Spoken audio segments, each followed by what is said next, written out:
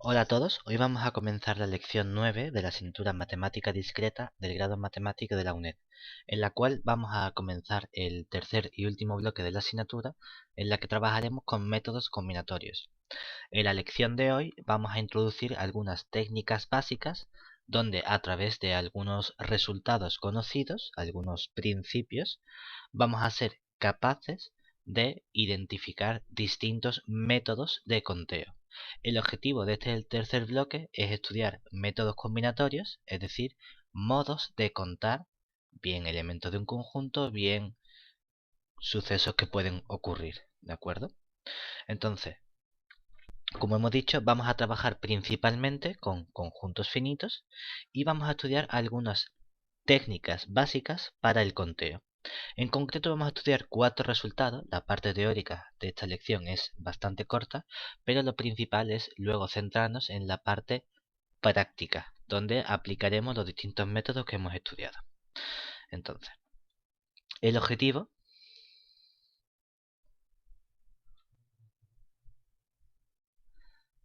del tercer y último bloque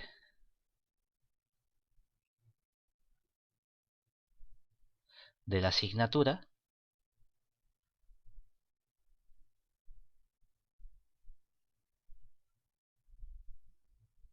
se centra en los métodos combinatorios.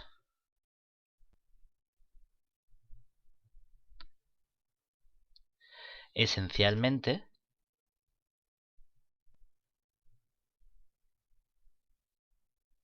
estamos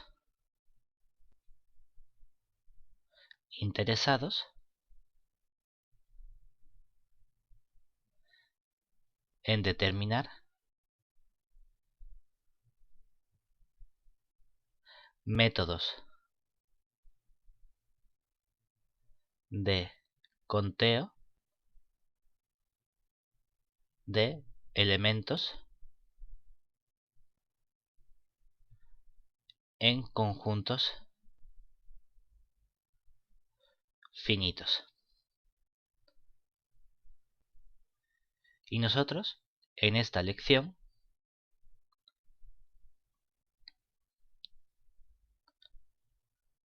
vamos a introducir 3 principios básicos y generales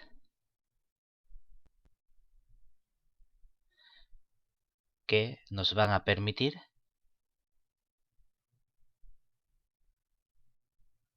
trabajar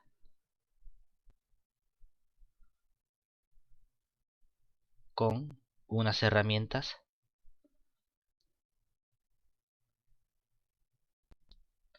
básicas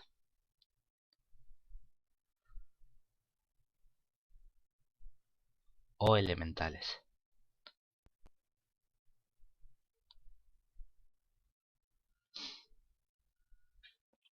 Entonces, uno de estos primeros resultados es lo que vamos a conocer como el principio de adición.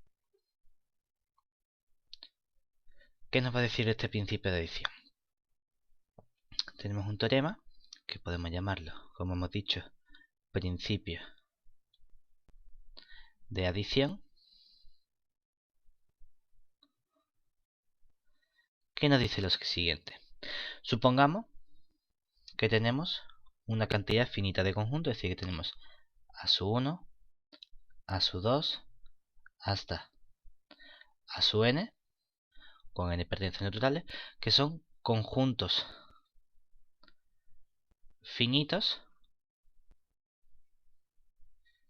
y además son disjuntos 2 a 2. Es decir, tenemos que la intersección del conjunto A sub i con el conjunto A sub j es igual al vacío para todo i distinto de J. No hay dos conjuntos cualquiera que tengan elementos en común.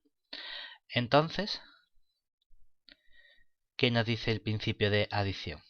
Nos proporciona un método para obtener los elementos de la unión de todos los conjuntos. Es decir, si yo quiero estudiar cuántos elementos tiene el conjunto A sub 1, unión con el conjunto A sub 2, unión con el conjunto A sub n, por ser conjuntos disjuntos 2A2, vamos a conseguir que la cardinalidad de esta unión de conjuntos es precisamente la suma de las distintas cardinalidades.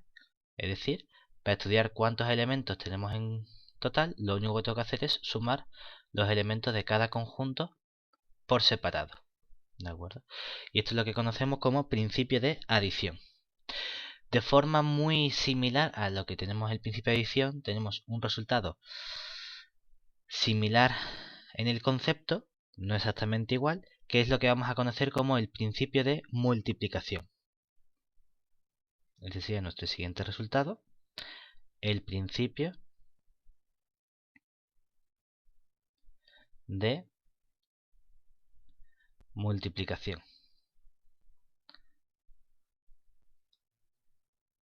¿Qué nos dice este principio de multiplicación? Si, de nuevo, tenemos conjuntos A sub 1, A sub 2, hasta A sub n, que son también conjuntos finitos, donde ahora la diferencia con el principio de adición es que no tenemos que exigir que sean disjuntos 2A2, ¿de acuerdo? Simplemente le exigimos que sean conjuntos finitos no vacíos. Pero pueden tener elementos en común si queremos, eso no nos afecta. Entonces, el principio de multiplicación nos permite estudiar la cardinalidad no del conjunto de unión, sino del conjunto formado por el producto cartesiano de todos estos elementos o todos estos conjuntos entre sí.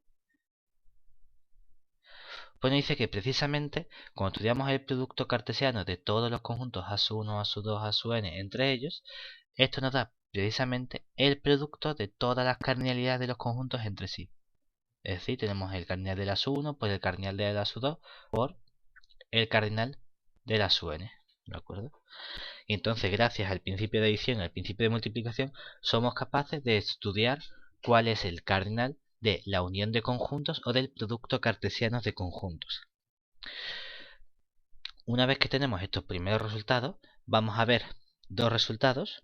Uno que es el resultado principal, que es lo que vamos a llamar con principio de distribución, aunque tiene nombres similares, y un resultado, un corolario suyo, que es consecuencia directa. El tercer resultado importante que estudiamos es, como hemos dicho, lo que se conoce como el principio de distribución.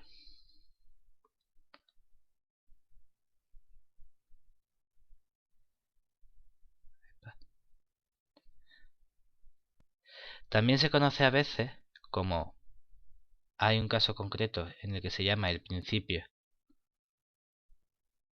del palomar, aunque no es exactamente la misma escritura, pero viene a decir una cosa muy parecida, o también se conoce como el principio del cajón de Dirichlet. Aunque podemos llamarlo simplemente principio de distribución y no hay ningún problema. ¿Qué nos beneficia este principio de distribución? Vamos a partir de tres números, m, n y p, que van a ser números naturales. ¿De acuerdo? Entonces, si se distribuyen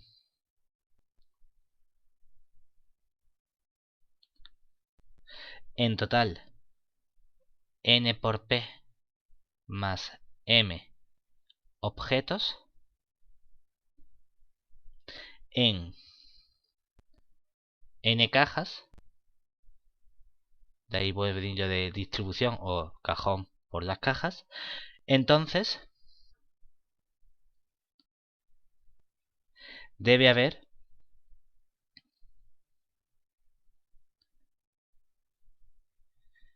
una caja que contenga al menos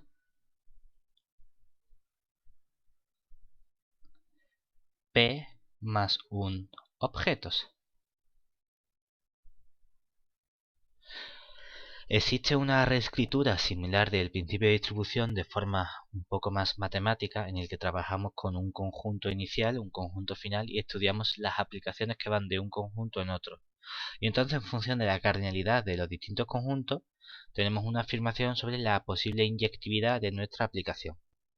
Sin embargo, no hace falta que entremos en tanta formalidad, porque con esta escritura del principio de distribución es suficiente para los objetivos que tenemos en esta asignatura. Una consecuencia directa de este principio de distribución es una generalización de este resultado en el siguiente sentido. Dados m1, m2 hasta m(n), en total tenemos n naturales, tales que su media, es decir, 1 partido por n por el sumatorio desde i igual a 1 hasta n de los elementos m sub i, es mayor que un cierto natural p, entonces existe un índice j que está entre 1, 2 y n, tal que el elemento m sub j correspondiente es también mayor que el p. ¿De acuerdo? En cierto modo debemos pensar esto como si cada m1, m2, mn fuesen los elementos que van a parar a cada una de las n cajas, y lo que estamos diciendo es que si en total en media hay más de p elementos, tiene que haber al menos una caja, un j, de modo que esa caja contenga más de p elementos. Es lo mismo que decir que por lo menos tiene p más un elemento. ¿De acuerdo? Estos son los 4 resultados básicos en los cuales nos vamos a centrar a lo largo de esta lección para resolver los distintos ejercicios. Con esto tendríamos básicamente lo que sería la parte teórica, y ahora vamos a ver distintos ejercicios para ver cómo podemos aplicar los 4 resultados que hemos visto. Muy bien, vamos entonces con el primer ejercicio. En el primer ejercicio nos dicen, que es un ejercicio del libro de asignatura, nos dan la información de que un número telefónico consta de 7 cifras enteras. Entonces podemos representarlo del siguiente modo. Podemos representar de forma visual las cifras como unas rayas, unos guiones, en los que tenemos en total nuestras 7 cifras. ¿De acuerdo? A priori las cifras son cifras enteras, pero nos dan más información. Nos dicen, supongamos que la primera cifra debe ser un número entre 2 y 9. Es decir, esta cifra que tenemos aquí pertenece al conjunto entre el 2 y el 9. Para la segunda y tercera cifra tienen que ser números entre 1 y 9. Es decir, estos dos cifras tienen que ser cifras entre 1 y 9. Y por último, las cifras restantes tienen que ser números entre 0 y 9. Es decir, todo esto tenemos cifras que están entre 0 y 9. Y nos preguntan cuántos números de teléfonos distintos pueden formarse en estas condiciones. Claro, queremos hacerlo sin usar una cuenta de la vieja, sino queremos usar los distintos principios que hemos estudiado hasta ahora. Entonces, vamos a llamar a su i a las cifras, o bueno, a las cifras más que la cifra, a los números enteros, obviamente entre 0 y 9, que pueden aparecer en la iésima cifra. ¿De acuerdo? Claro, entonces lo que observamos es que obviamente estos conjuntos A sub i no son conjuntos disjuntos. ¿Por qué? Porque, por ejemplo, aquí puede haber un 3 y aquí puede haber un 3 y aquí puede haber un 3. Es decir, las cifras de los números enteros se repiten en cada conjunto. Pero lo que estamos estudiando es, precisamente, son conjuntos finitos. El número de elementos que puede haber en la primera cifra es finito, entre 2 y 9. En la segunda y tercera cifra son finitos, entre 1 y 9. Y las últimas 4 cifras también son finitos, entre 0 y 9. Por lo tanto, lo que queremos estudiar es un producto cartesiano. ¿Por qué? Porque aquí estamos viendo que para formar un número lo que estamos tomando es un elemento de la sub 1, un elemento de la sub 2, un elemento de la sub 3, un elemento de la sub 4, de la sub 5, de la sub 6 y de la sub 7. Entonces, nuestro objetivo es que queremos estudiar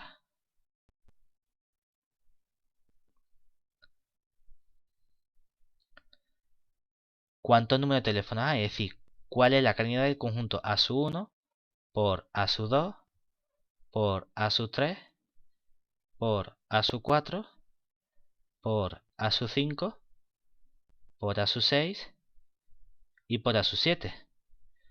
Porque cada elemento de este producto cartesiano va a ser una terna o una septerna en el cual vamos a tener primer elemento, segundo elemento, tercer elemento, cuarto elemento, quinto elemento, sexto elemento y sexto elemento, en el que van a ser los números, es decir, nos van a dar las cifras. Claro, no son disjuntos, pero como aquí tenemos un producto cartesiano, ¿qué nos interesa aplicar? Vamos a aplicar aquí el principio de multiplicación. ¿Y qué nos dice este principio de multiplicación? Hombre, pues lo primero que nos dice es que esto no es otra cosa que el producto de las distintas cardinalidades de todos estos conjuntos. De la sub 1, de la sub 2, de la sub 3, de la sub 4, de la sub 5, de la sub 6 y de la sub 7 por último. Y ya decimos, bueno, es que para la sub 1, para la cifra sub 1 que tenía elementos entre 2 y 9, para A sub 2 y A sub 3, teníamos cifras entre 1 y 9. Y por último, para A sub 4, A sub 5, A sub 6 y A sub 7, las cifras podían variar entre 0 y 9. Por lo tanto, sabemos que el conjunto A sub 1 tiene en total, ¿cuántos elementos? Tiene en total 8 elementos. El conjunto A sub 2 y el conjunto A sub 3 tienen en total 9 elementos. Por lo tanto, tenemos 9 por 9. Y los conjuntos A4, A5, A6 y A7 tienen en total cada uno de ellos 10 elementos. Por lo tanto ponemos por 10, 10, 10 y 10. Por lo tanto, en total, cuando hacemos la multiplicación 8 por 9 por 9 por 10 por 10 por 10 por 10, lo que tenemos es el número 6.480.000 números de teléfono distintos. Es decir, esta es la cantidad de números de teléfono distintos que pueden formarse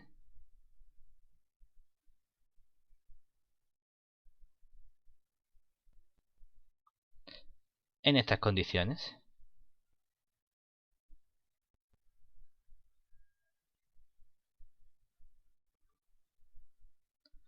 Y lo que hemos tenido que hacer es aplicar el principio de multiplicación.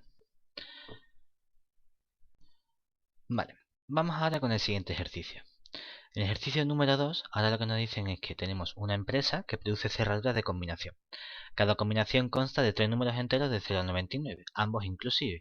Pero por el proceso de construcción de cerradura, cada número no puede aparecer más de una sola vez. Es decir, ahora podemos representar la situación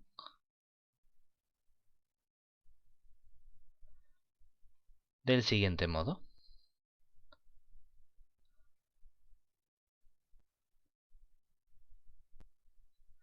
Tenemos tres incógnitas que vamos a llamar A1, A2 y A3.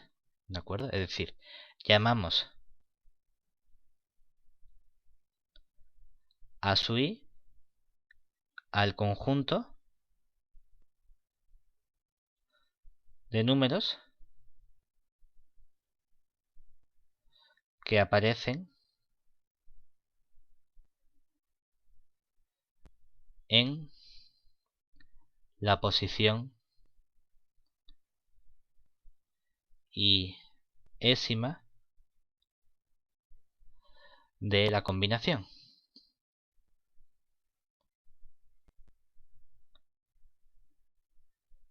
Entonces, de nuevo,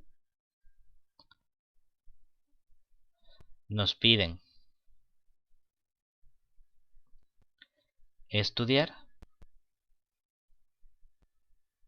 el siguiente cardinal. ¿Cuál es el cardinal del conjunto A1 por A2 por A3?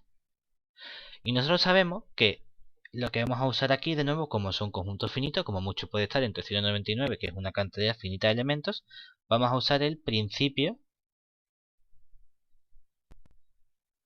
de multiplicación.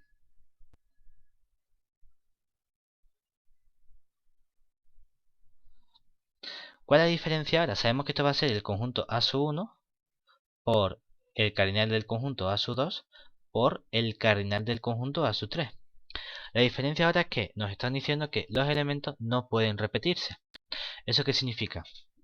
Que si yo empiezo eligiendo la primera cifra, el conjunto A1, y bueno, como es la primera cifra que elijo, puedo elegir cualquier número entero entre el 0 y el 99. Por lo tanto, en total tendré 100 elementos. Una vez que ya he fijado esta cifra A1, esa cifra no puede ser una posible cifra para la segunda. Es decir, que si, como aquí nos dicen, si hemos cogido el 23, este 23 ya no puede volver a aparecer. Por lo tanto, para el conjunto A2 hay una cifra que no puedo repetir de entre 0 y 99. Por lo tanto, en lugar de tener 100 cifras, voy a tener únicamente 99 posibles elecciones. Y por último, para el conjunto A3, como ya he fijado un número para la A1 y he fijado un número para la A2, esos dos números no pueden repetirse. Por lo tanto, de las 100 posibilidades iniciales que tenía, hay dos que no puedo repetir. Por lo tanto, voy a tener en total 98 elementos. ¿De acuerdo? De este modo, usando el principio de multiplicación, obtenemos que en total tenemos 100 por 99 por 98 elecciones posibles para la combinación de nuestra cerradura. Y eso nos da un resultado final de 970.200 posibilidades distintas. ¿De acuerdo? Y de este modo tenemos garantizado o hemos obtenido la combinación de elementos que nos están pidiendo. Muy bien. De nuevo vamos a usar el principio de multiplicación. Vamos ahora al tercer ejercicio. En el tercer ejercicio, un poco más teórico, o tenemos que razonar un poquito más, nos dan dos conjuntos S y T que son conjuntos finitos, donde nos dicen que el cardinal de S es mayor que K veces el cardinal de T. Y nos dicen que F es una aplicación que va de S en T. Queremos ver que, por lo menos, uno de los subconjuntos antiimagen del elemento T tiene más de K elementos. Entonces, vamos a ponerle nombre a las cosas. Vamos a llamar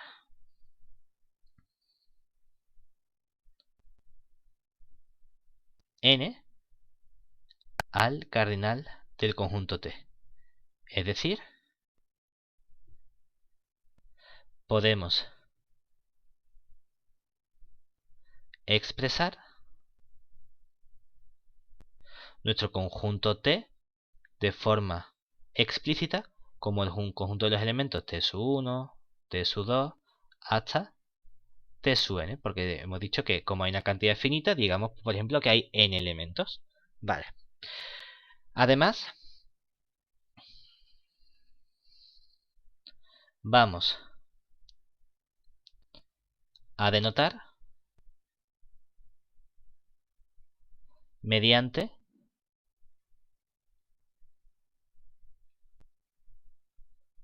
M sub i va a ser el cardinal del conjunto f a la menos 1 del elemento t sub i correspondiente. Y esto es para todo i desde 1, 2 hasta n. Observemos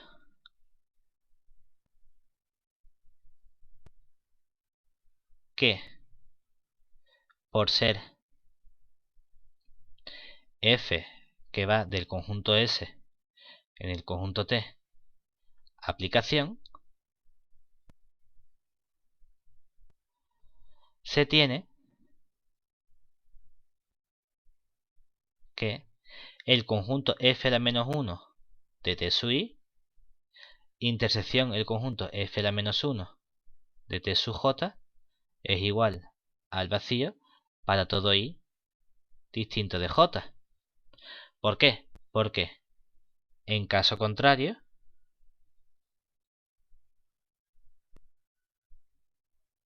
si existe un elemento S que pertenece a f a la menos 1 de T sub i intersección f a la menos 1 de T sub j, entonces eso significa por definición de antiimagen que S está en f a la menos 1 de T sub i, es decir que f de S es igual a T sub i y al mismo tiempo f de S, como el elemento S está en la antiimagen de T sub j, tenía que f de S es igual a T sub j. Pero por definición de aplicación, un mismo elemento no puede tener dos imágenes distintas y esto sería una contradicción. ¿De acuerdo? Por lo tanto, estos conjuntos son disjuntos. Y eso no nos hace falta porque no vamos a aplicar el principio de adición, pero sí queremos aplicar el principio de distribución en la forma general, en nuestro corolario. ¿De acuerdo? ¿Por qué? Porque, por lo tanto, como consecuencia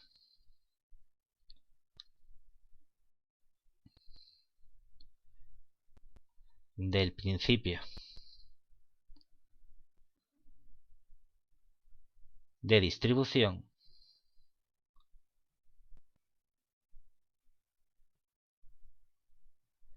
tenemos que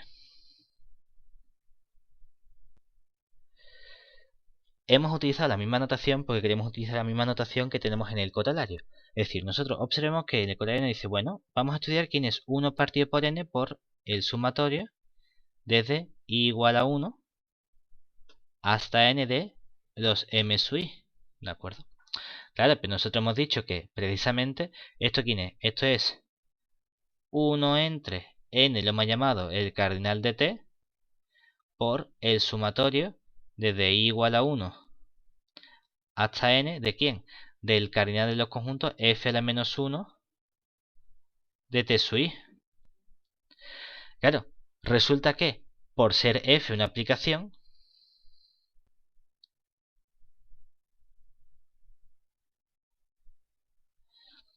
todo elemento tiene que ser imagen de alguien, tiene que irse a algún sitio y no puede haber dos elementos que vayan a sitios distintos. Por lo tanto, esto que me está diciendo que esta suma desde i igual a 1 hasta n del cardinal de los f a la menos 1 de T sub i no es otra cosa que el cardinal del conjunto S. Es decir, toda esta suma que tenemos aquí es precisamente el cardinal del conjunto S.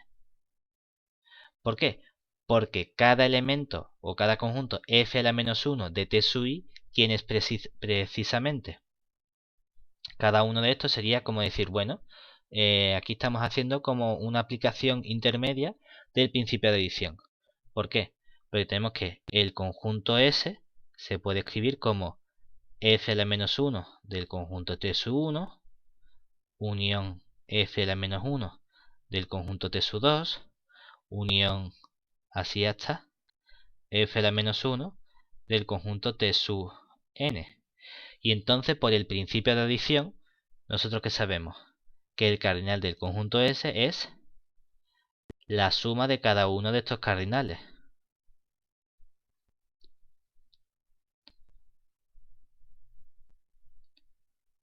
Más hasta el cardinal del conjunto f a la menos 1 de T sub n. Claro, esto es precisamente lo que hemos llamado la suma desde el i igual a 1 hasta el elemento n de los elementos m sub i, que es la suma que aparece aquí. Pues si esta suma es esta suma, eso es precisamente el cardinal de S. Por lo tanto, aquí lo que hemos obtenido es el cardinal de S partido el cardinal de T, ¿verdad? Claro, pero el ejercicio que nos dice que el cardinal de S es mayor que K por el cardinal de T. O lo que es lo mismo, si el conjunto T lo paso dividiendo, aquí nos queda que esto es mayor que K. Este K es el P que aparece en nuestro colorario. ¿Y qué sabemos entonces? Ah, pues como consecuencia, si tengo una serie de elementos M1, M2 hasta Mn, de modo que 1 partido por n por esta suma es mayor que un cierto elemento K, entonces existe un J desde el 1, 2 hasta el n, tal que el M sub J es también mayor que este K. Es decir, el cardinal del conjunto, porque ¿quién es M sub J? M sub J es el cardinal del conjunto f a la menos 1 de el T sub J correspondiente. Pues ese cardinal es mayor que K. Es decir, efectivamente hay un subconjunto f a la menos 1 de T, el f a la menos 1 del T sub J, que tiene más de K elementos, que era precisamente lo que nos pedían demostrar. Y entonces aquí que hemos usado, por una parte, el principio de adición para ver que esta suma de los cardinales de los antiimágenes del conjunto es precisamente el cardinal de S, y la consecuencia del principio de distribución para garantizarnos que si este 1 parte por n por la suma es mayor que el K, entonces hay uno de los elementos, uno de los sumandos, que también es mayor que dicho K. ¿De acuerdo? Y con esto tendríamos este ejercicio listo. Vamos al siguiente ejercicio, al número 4. El número 4 es muy sencillito, nos dicen simplemente que tenemos una compañía de ordenadores que necesita un director y un subdirector comercial y que hay 5 candidatos. Entonces nos preguntan de cuántas formas distintas se puede realizar la selección. Entonces aquí de nuevo podemos expresar la situación que tenemos de forma gráfica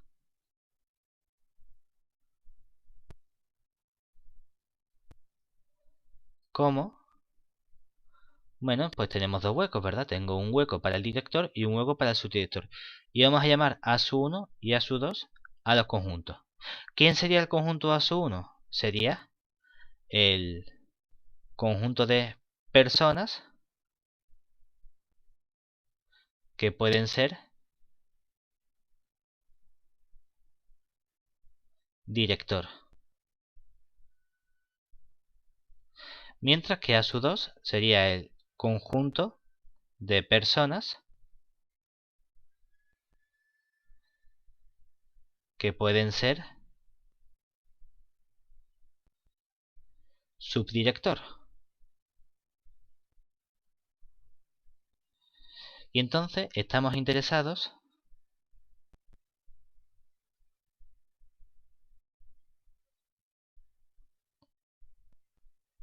en calcular el cardinal del siguiente conjunto. Nos están preguntando por A sub 1, producto cartesiano, con el conjunto A sub 2. Claro, ¿por qué? Porque tengo un par de personas, un par ordenado. No es lo mismo ser director que subdirector, importa el sitio en el que estemos y por lo tanto estamos estudiando este producto cartesiano. Claro, de aquí de nuevo vamos a usar el principio de multiplicación. ¿Y qué nos dice el principio de multiplicación? Nos dice que esto seguro es el cardinal del conjunto A sub 1 por el cardinal del conjunto A sub 2. ¿Y aquí tenemos que pensar nosotros? Decimos, bueno, una vez que yo elijo el director, ¿verdad? A priori tengo 5 candidatos que pueden ser director o subdirector. Elijamos primero al director. ¿Cuántas personas tengo para elegir? Tengo 5 personas para elegir. El problema es que una vez que he elegido el director, claro, esa misma persona, ese mismo candidato ya no me vale también para subdirector. Es decir, hay una persona que no puedo repetir. Por lo tanto, de los 5 candidatos que tenía inicialmente, tengo que eliminar el que ya ha sido escogido. Y todavía me quedan para elegir 4 personas para subdirector. Por lo tanto, tengo que multiplicar por 4. Por lo tanto, una vez que estoy aquí, tenemos en total que hay 20 formas distintas de elegir a un director y a un subdirector de entre 5 candidatos posibles. ¿De acuerdo? Y lo que hemos hecho ha sido utilizar el principio de multiplicación. Vale, vamos al siguiente ejercicio, que sería el ejercicio número 5. ¿Qué nos dice el ejercicio número 5? Nos dice que un pianista ha ensayado durante 112 horas a lo largo de 12 días. Y se supone que cada día lo ha hecho un número entero de horas, es decir, que no ha podido ensayar 7 horas y media un día, 8 horas y cuarto otro día. Nos pide demostrar que hubo un par de días consecutivos donde ensayó al menos 19 horas en total. Entonces, en estos ejercicios queremos hacer un uso del principio de distribución, pero un uso correcto. Y para ello vamos a tener que modificar un poco la situación de nuestro ejercicio. Pues aquí no me están pidiendo por un día, me están pidiendo por días consecutivos. Entonces, primero tengo que construirme una variable adecuada que sea la que me mida los días consecutivos. Entonces, vamos a llamar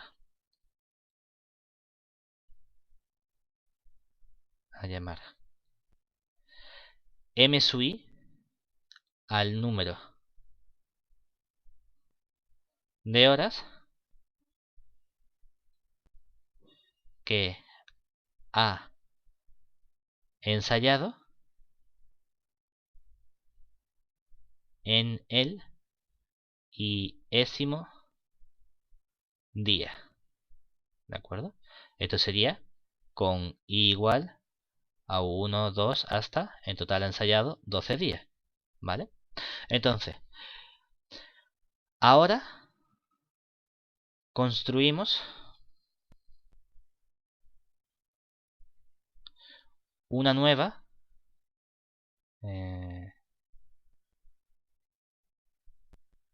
variable o incógnita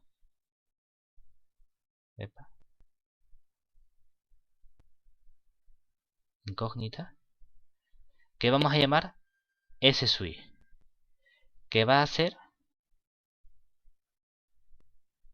la suma del número de horas que ha ensayado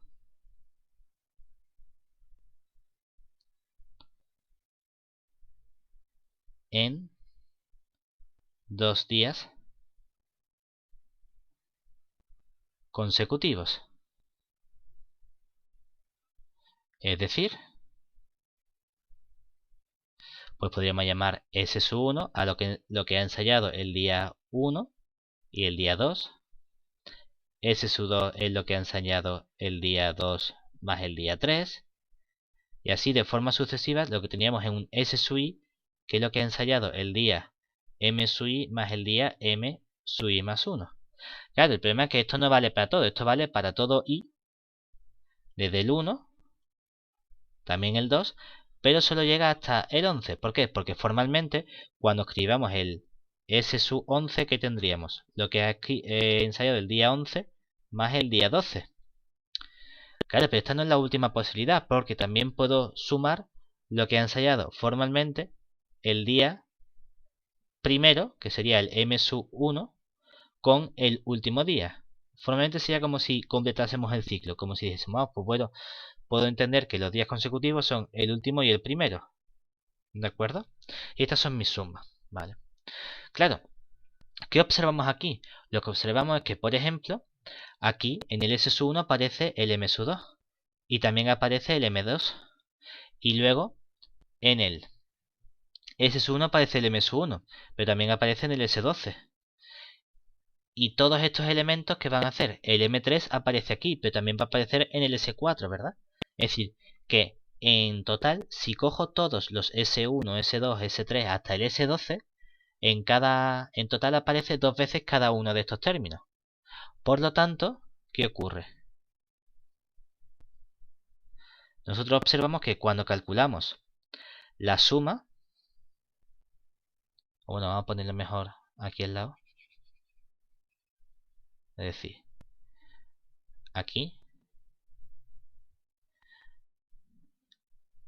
observamos que en total los términos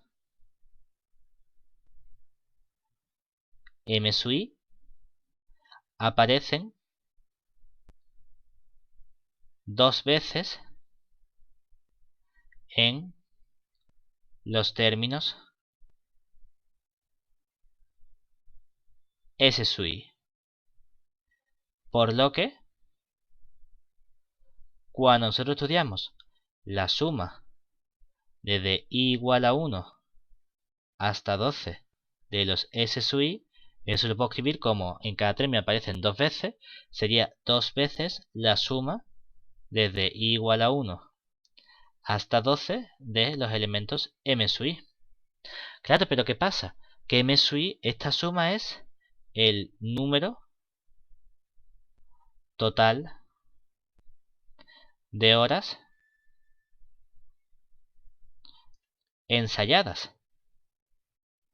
Claro, si sumo lo que ha ensayado el día 1, lo que ha ensayado el día 2, lo que ha ensayado el día n, en total me dice lo que ha ensayado en todos los 12 días. Y me dice que en total en los 12 días ha ensayado 112 horas. Es decir, que esto sería 2 por 112, que nos daría 224. En particular,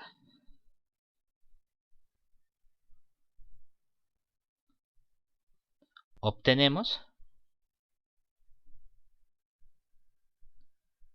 que si yo estudio cuántos sumandos tengo en total 12 sumandos, ¿verdad? Pues observamos que 1 partido por 12 por el sumatorio desde i igual a 1 hasta 12 de los s sub i sería 224 entre 12. Que eso nos sale exactamente, sería 18,6 periódico, ¿verdad? Claro, y resulta que 18,6 periódico, ¿qué le pasa? Que es mayor estricto que 18. Por lo tanto, como consecuencia del principio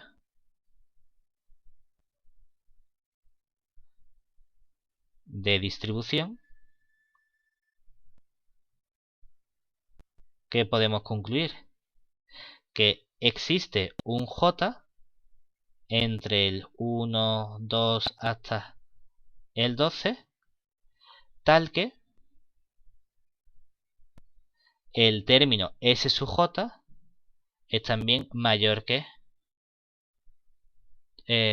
mayor que 12 no, es mayor que 18. ¿De acuerdo? Pero claro, que sea mayor estricto que 18 es lo mismo que decir que el S sub J es mayor o igual que 19. Porque 19 es el primer entero que es mayor estricto que 18. Por lo tanto, lo que nos está diciendo es que ¿quién es este S sub J? Este S sub J es la suma de las horas que ha ensayado 2 días consecutivos. Es decir, hay un par de días consecutivos para el J, no sabemos cuál, pero hay por lo menos uno donde ha ensayado al menos 19 horas. Puede que haya ensayado 19, puede que haya ensayado 20, puede que haya ensayado 80, no da exactamente igual. Pero esto es una consecuencia del principio de distribución, ¿de acuerdo? Y lo que hemos tenido que hacer es escribir de forma adecuada nuestras variables, añadir la nueva suma de variables para darnos cuenta de esta relación y poder aplicar el principio de distribución. Vale. Vamos ahora con un ejercicio muy similar que sería el número 6. En el número 6 nos dan un conjunto formado por 9 elementos, 9 números naturales, cuya suma es 90. Y nos piden demostrar que existen en este conjunto 4 números cuya suma es al menos 40. Entonces el hecho de que sean 4 números, vamos a utilizar la misma idea que tenemos con la de los días consecutivos. ¿De acuerdo? Entonces, vamos a llamar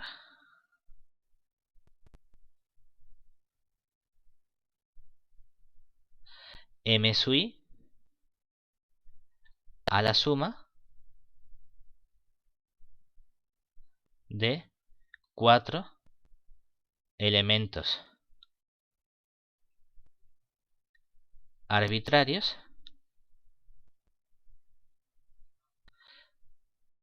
del conjunto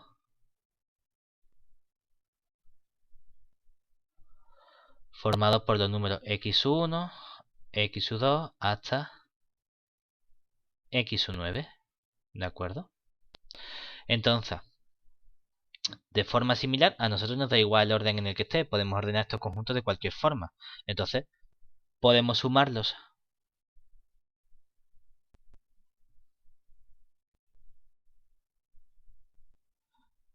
Por ejemplo,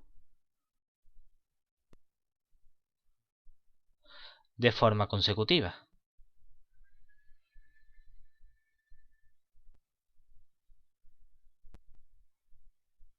Obteniendo así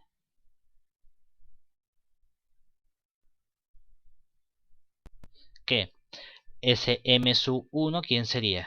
Sería la suma del x1 más el x2 más el x3 más el x4. El m sub 2 sería la del x2 más x3 más x4 más x5. La del m3 sería la del x3 más x4 más x5 más x6. La del m4 sería el x4 más el x5 más el x6 más el x7. El m5 sería el x5 más el x6 más el x7 más el x8. El m6 sería el x6 más el x7 más el x8 más el x9. El m7 sería el x7 más el x8 más el x9. Y ahora empezamos por el primero, que sería el x1. Y m8 sería el x8 más el x9 más el x1 más el x2. Y por último, la suma m9 sería precisamente el x9 más el x1 más el x2 más el x3. ¿Y por qué podemos sumarlos por orden consecutivo? ¿Por qué no puede ser, por ejemplo, el x1, el x3, el x5 y el x7? Que no es una suma que aparezca aquí. Bueno, porque nos decimos, bueno, vamos a sumarlos de este modo. Y luego lo que hacemos es, podemos escribirlos en cualquier otro orden. Es decir, igual que lo hemos escrito para x1, x2, x3, en x9 en ese orden, podemos permutar el orden y escribir primero el x2, el x1, el x4, el x7, el x9, el x6.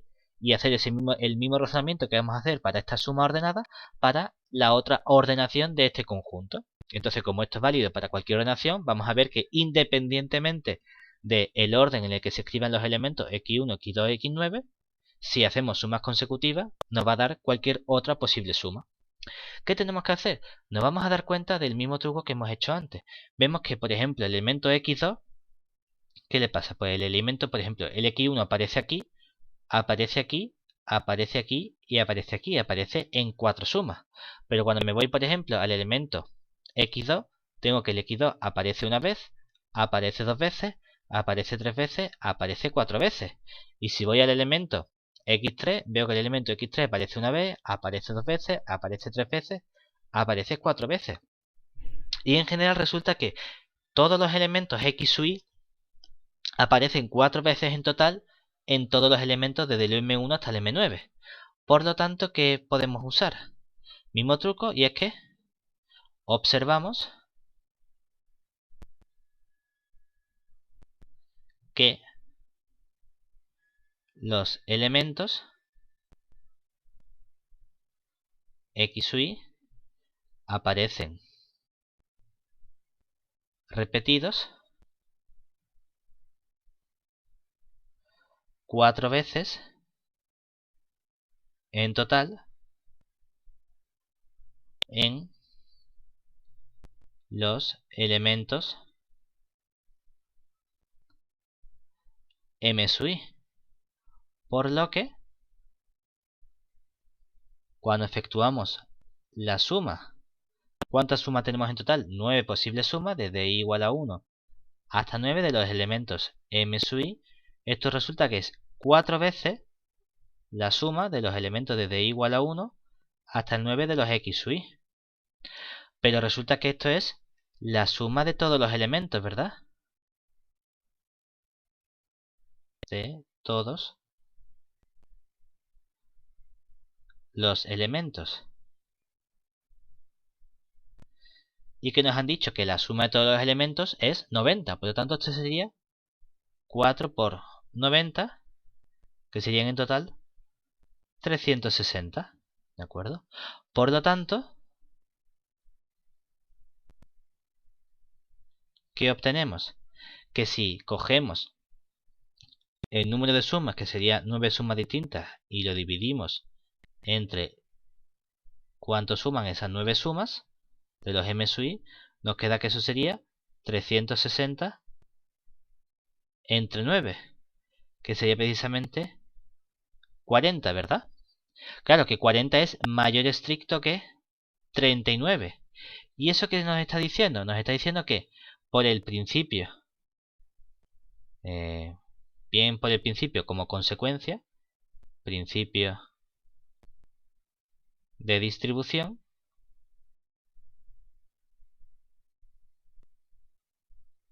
resulta que existe un j entre 1, 2, hasta 9, tal que